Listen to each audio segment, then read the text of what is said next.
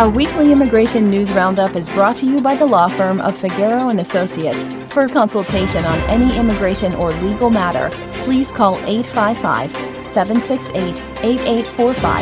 That's 855-768-8845. For full stories and more immigration news, visit www.theimmigrantsjournal.com. That's www.theimmigrantsjournal.com.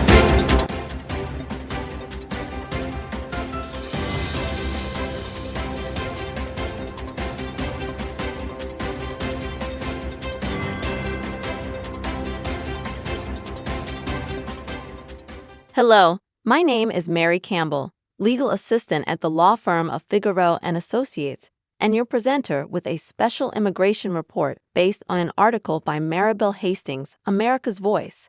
The human and economic costs of raids begin to take hold. While continued reports of Donald Trump's immigration raids spread across the country, including in Puerto Rico, their human and economic costs are beginning to show their ugly face. In Idaho, a business owner we will call Marta, in order to not use her real name, opened a Mexican restaurant with her husband 26 years ago. Their clientele is white and Latino, especially Mexican people that come from a dairy farming community where mostly undocumented people work. Many who have lived decades in the United States, have citizen children, and have established lives.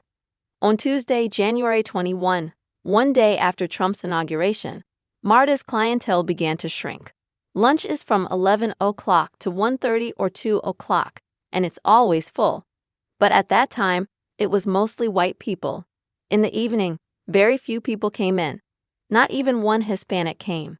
The following day, at night, more or less the same thing happened, she indicated. We realized that there were many takeout orders and just one person came to pick them up, she narrated. The people are afraid of going out because they think that they are going to take everyone. In social media, they say that they're going after criminals, but the people believe that while looking for others, they too can be detained. These are people who have children and are afraid of being separated from their children, she added. NBC reported that at least half of those detained in just one day of operations had no criminal history. Marta fears that ICE is racially profiling community members and does not believe that people like her are U.S. citizens. What Marta is narrating has happened before. When states like Arizona and Alabama implemented their anti-immigrant laws, SB 1070 in 2010 and HB 56 in 2011, respectively, the measures sowed terror not only in the immigrants in the states, but also among their citizens and authorized resident relatives. Parents stopped sending their citizen children to school for fear of being detained and separated from those children.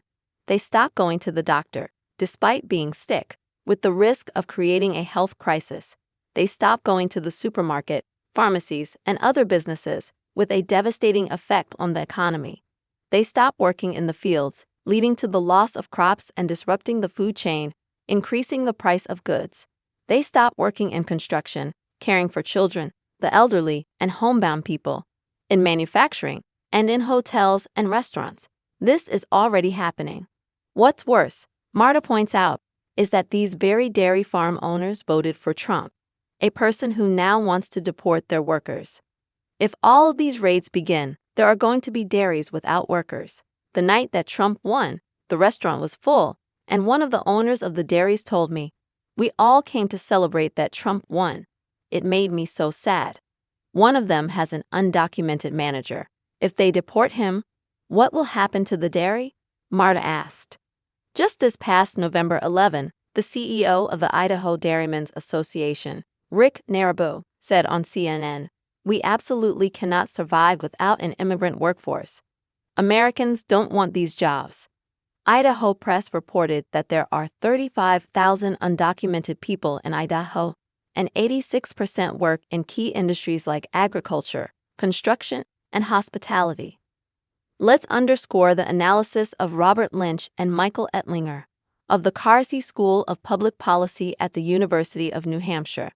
Of the 11 million undocumented people, 8 million work, which represents 5% of the U.S. workforce. They comprise 22% of all farm workers, 15% of construction workers, and 8% of all workers in the manufacturing industry. The loss of those workers would be devastating to the U.S. economy. Marta added that at one of the local supermarkets, some employees wear Trump and AGA hats and Trump shirts. Marta's daughter recalled that that same business has expanded its variety of Mexican products, aware that they are their clients. What's ironic is that they voted for someone who will deport their customers. Marta's daughter has a cafeteria, and her clientele has also diminished. It makes me sad and angry that families are afraid, that they have been here for many years working hard, and that they call them criminals when they are people who just want a better life. They don't even have a traffic ticket, and sometimes they are the first to be taken, the first to be deported, concluded Marta's daughter.